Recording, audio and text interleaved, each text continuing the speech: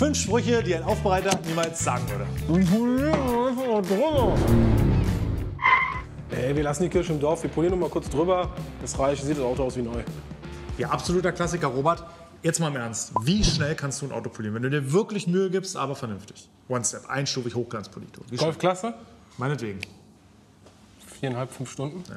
Deswegen, also es ist ganz klar, wir waschen ein Auto 1 bis 2 Stunden, dann kann man nicht nur mal eben rüber polieren in einer Stunde. Das also kann man machen, wird aber scheiße. Du willst doch kein neues Auto haben. Ja, wie gesagt, hören wir relativ oft, gerade von Leuten, die sich mit dem Thema nicht beschäftigen und halt auch Aufbereiterpreise 150 bis 300 Euro gewohnt sind. Ich kann auch ein Auto in 1,5 Stunden polieren, aber das ist dann eher so Verkaufspolitur, einmal ein bisschen Glanz, damit irgendwie was nicht so auffällt. Aber das hat jetzt nichts mit dem Detailing oder nicht mal mit der hochwertigen Aufbereitung zu tun. Deswegen, Robert, 4 bis 5 Stunden würde ich auch so unterschreiben. Schneller geht's nicht, wenn es gut werden soll. Sonst, wie gesagt, geht auch, wird aber dann halt. Ach komm, so dreckig ist er nicht, den brauchen wir gar nicht zu waschen. Den spülen wir schnell mit dem Hochdruckreiniger ab, das reicht. Einfach im Hochdruckreiniger das Auto abduschen, funktioniert leider nicht. Der Schmutz am Auto ist leider statisch aufgeladen und deswegen brauchen wir einen Reiniger, ein Autoshampoo, einen Waschhandschuh, um das Auto halt, um den Dreck halt runterzukriegen. Und alle Reiniger, die das ansatzweise ohne mechanische Einwirkung hinkriegen, sind halt so stark, dass sie halt meistens auch nicht gerade materialverträglich sind. Richtig. Also klar kann man sein Auto nur abspülen und dann trocknen, aber man muss dann wissen, das wird Kratzer verursachen, weil ich einfach den Dreck beim Trocknen im Tuch habe. Das kann man unter bestimmten Erwägungen mal machen. Entweder ist das Auto kaum schmutzig oder ist sehr zerkratzt, ist vielleicht nur Auto von einer Bekanntschaft oder so. Also es geht, wenn der Schmutz nicht zu sehr haftet, kriegt man auch ein Auto sauber, ohne viel Aufwand, aber auf Kosten des Lackzustands. Und verursacht halt Kratzer. Richtig, ja. Eigentlich kostet es 800 Euro, aber für dich machen wir es halt für 200. Gerade am Anfang ist man als Aufbereiter natürlich versucht, jeden Auftrag mitzunehmen. Und so ein Kunde, der dann mit 200 Euro wedelt, denkt man sich, ach Mist, ich habe morgen noch nichts zu tun.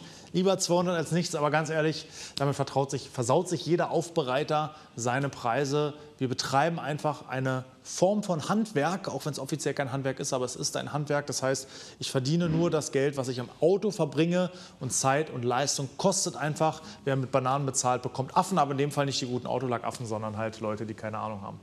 Robert, hattest du auch schon mal so eine Kunden?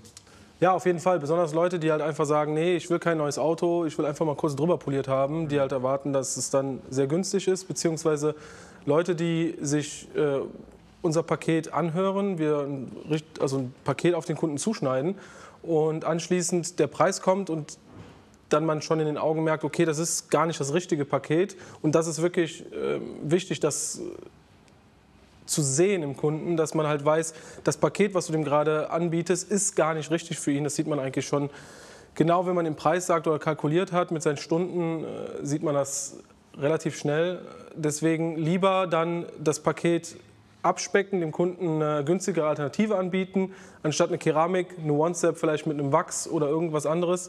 Oder wenn es halt einfach nur eine intensive Handwäsche und Innenraumreinigung ist. So kann man trotzdem Geld dran verdienen und dem Kunden das richtige Paket anbieten. Vor allem macht man sich beim Kunden unglaubwürdig, wenn man auf einmal 60% Rabatt anbietet innerhalb von 2 Sekunden. Amen.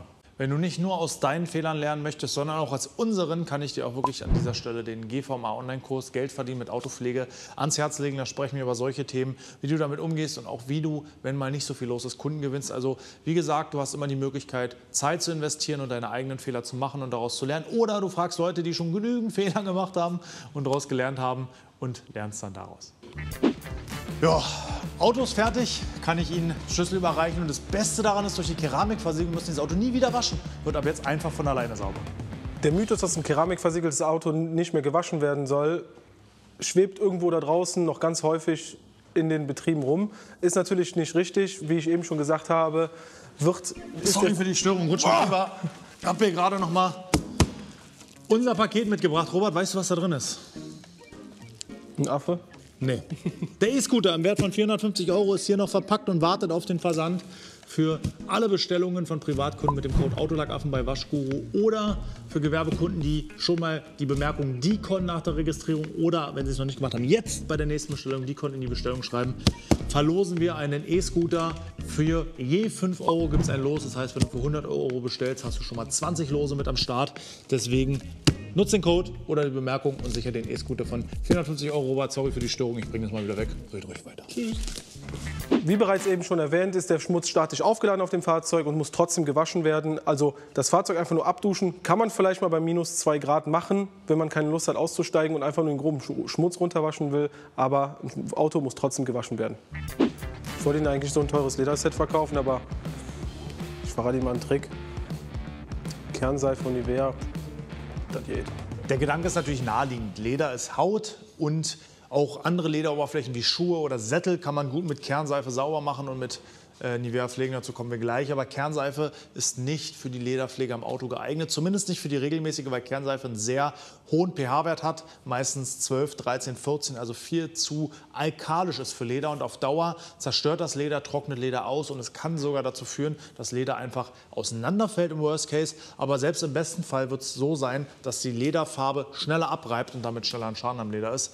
Ja, und zum Thema Nivea, Robert, ich glaube, das ist relativ naheliegend, oder? Sollte man nicht verwenden, vor allem, weil es ja immer wieder das Material nicht wirklich einzieht, sondern auf der Oberfläche und dann hat man so einen schönen rutschigen, speckigen Sitz. Brauche ich nicht wirklich. Ja. Und auch da generell der Tipp, also einmal tote Haut und lebendige Haut dürfen wir durchaus unterscheiden. Genauso würde ich nicht empfehlen, mit einem Lederfett deine Haut einzucremen, wird auch nicht so gut funktionieren. Aber ein Punkt ist natürlich die Durchlässigkeit von lebendiger Haut und toter Haut ist ist anders durch die Oberfläche, aber auch ganz wichtiger Punkt, viele auch natürliche Cremes und Wachse, das ist auch ein wichtiger Punkt zum Thema Bienenwachs, sind nicht geeignet für Lederoberflächen, weil natürliche Wachse ranzig werden. Gerade deswegen wird Leder ja gegerbt. Was bei der Gerbung maßgeblich neben anderen Prozessen passiert, ist, dass wir das natürliche Fett durch ein synthetisches Fett ersetzen, damit es eben nicht verschimmelt, nicht verfault und nicht ranzig wird. Gebe ich da jetzt natürliches Bienenwachs oder was auch immer für natürliches Wachs oben drauf, wird es irgendwann ranzig, das Leder fängt an zu stinken und zieht Schmutz an. Deswegen bitte synthetische Lederpflegeprodukte, die explizit für Autoleder entwickelt wurden, verwenden. Richtig. Das waren die 5 Sätze, die ein Detailer niemals sagen wird. Schreib doch mal deinen Satz in die Kommentare, den du öfter hörst oder den du niemals sagen würdest. Robert, danke fürs Mitmachen. Danke auch. Danke euch fürs Zuschauen. Wir sehen uns beim nächsten Mal. Haut rein. Nivea.